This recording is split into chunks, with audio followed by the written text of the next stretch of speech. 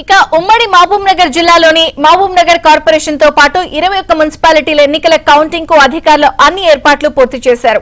పాలమూరు యూనివర్సిటీలో Mahabub Nagar corporation, Devarakadra, Bhoothpur మున్సిపాలిటీల counting కోసం ఏర్పాట్లు చేయగా మిగతా మున్సిపాలిటీల్లో ఇక్కడికిక్కడ కౌంటింగ్ కోసం ఏర్పాట్లు చేశారు. కార్పొరేషన్ తో పాటు పెద్ద మున్సిపాలిటీలో 2 రౌండ్ల కౌంటింగ్ కొనసాగనుంది.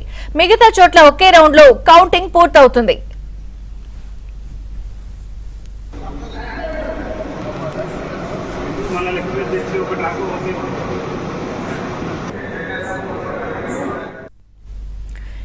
ఉమ్మడి మహబూబ్ నగర్ జిల్లాలో మున్సిపల్ ఎన్నికల కౌంటింగ్ ప్రక్రియపై మరింత సమాచారం మా ప్రతినిధి బసవరాజు అందిస్తారు. బసవరాజు,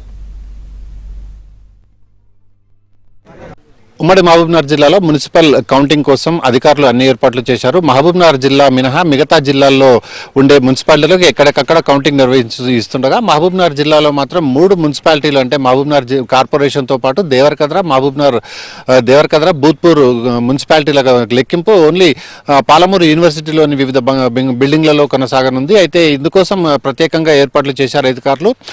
ముఖ్యంగా మనం నిన్నటి పోలింగ్ సరళిని గమనించినట్లయితే మొత్తం 7,01,324 మంది ఓటర్లకు గాను 75.39% మంది ఓటు హక్కును వినియోగించుకున్నారు. అంటే భారీగానే ఓటింగ్ పోలైనట్టు మనకు అక్కడ తెలుస్తుంది. అయితే దీనికి గాను మొత్తం 59 మహబూబ్నగర్లోని మున్సిపల్ కార్పొరేషన్లో 59 డివిజన్లు, అదేవిధంగా ఉమ్మడి మహబూబ్నగర్ జిల్లాలోని 21 మున్సిపాలిటీలలో 370 వార్డులకు గాను ఎన్నికలు జరిగాయి. 370 వార్డుల్లో కౌన్సిలర్లను, అదేవిధంగా 59 డివిజన్లలో కార్పొరేటర్లను రేపు ఫలితాలు ఎవరు గెలుస్తారన్నది తేల్చనున్నాయి. ఉమ్మడి జిల్లాలోని 370 వార్డులకు గాను 1,404 మంది అభ్యర్థులు పోటీ పడుతున్నారు. రేపు ఉదయం అంటే చాలా చోట్ల ఒకే రౌండ్ లో పూర్తిగా కౌంటింగ్ కంప్లీట్ అయిపోతుంది. అంటే దాదాపు 12-14 వార్డులు ఉండే మున్సిపాలిటీలలో ఒకే రౌండ్ లో కౌంటింగ్ పూర్తి చేసేందుకు అధికారులు పూర్తి ఏర్పాట్లు చేశారు. అంటే 14 టేబుల్లు మాక్సిమం గా ఉంచిన పరిస్థితి మనకు కనిపిస్తుంది. మహబూబ్నగర్ కార్పొరేషన్ లో మాత్రం 30 టేబుల్లు ఏర్పాటు చేశారు. అంటే మహబూబ్నగర్ కార్పొరేషన్ 2 రౌండ్లలో కౌంటింగ్ ప్రక్రియ కొనసాగగా మిగతా మున్సిపాలిటీలలో అంటే దాదాపుగా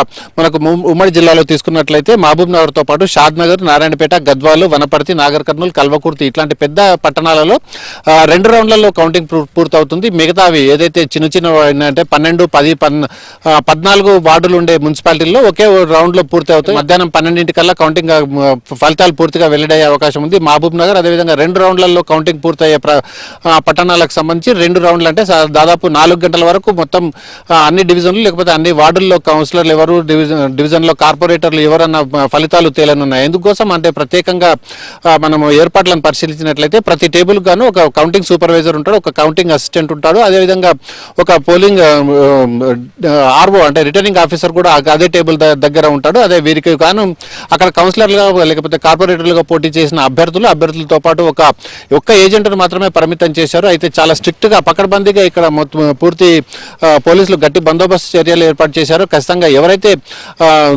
అంటే ఇక్కడ అభ్యర్థుల యొక్క తాలూకు మనుషులను ఎవరిని కూడా కౌంటింగ్ సెంటర్లకు రానివ్వకుండా భారీ బందోబస్తును ఏర్పాటు చేశారు. పోస్టల్ బ్యాలెట్లు ఉన్నాయి. పోస్టల్ బ్యాలెట్లు కూడా ఆయా వార్డుల్లోని మెయిన్ బ్యాలెట్ పేపర్లలో కలిపేసేయాలి. దాంతో కలిపేసి ఓటింగ్ లెక్కించాలి అని చెప్పి పోస్టల్ బ్యాలెట్లు వేసిన ఉద్యోగులు డిమాండ్ చేస్తున్నారు. ఎందుకోసం అంటే తర్వాత వార్డుల్లో కానీ డివిజన్లలో కానీ కొంత అంటే గెలిచిన అభ్యర్థి లేకపోతే ఓడిపోయిన అభ్యర్థి తమను ఇబ్బందులకు గురి చేస్తాడన్న ఉద్దేశంతో ఉద్యోగులు ఇది డిమాండ్ చేస్తున్నారు. ఖచ్చితంగా ఈ డిమాండ్ ను పాటించాలని చెప్పి జిల్లా అధికారులకు కూడా ఉద్యోగులు మొరపెట్టుకున్న పరిస్థితి మహబూబ్నగర్ జిల్లాలో కనిపిస్తుంది. వీడియో జర్నలిస్ట్ సంతోష్తో బసవరాజు, ABN ఆంధ్రజ్యోతి, మహబూబ్నగర్.